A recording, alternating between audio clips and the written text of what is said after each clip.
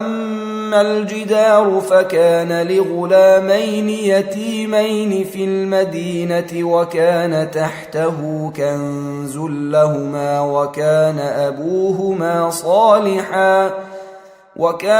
أبوهما صالحا فأراد ربك أن يبلغا أشدهما ويستخرجا كنزهما رحمة من ربك وما فعلته عن أمري ذلك تأويل ما لم تستطع عليه صبرا। প্রাচীরের ব্যাপার সেটি ছিল নগরের দুজন পিতৃহীন বালকের। এর নিচে ছিল তাদের গুপ্তধন এবং তাদের পিতা ছিল সৎকর্ম পরায়ণ।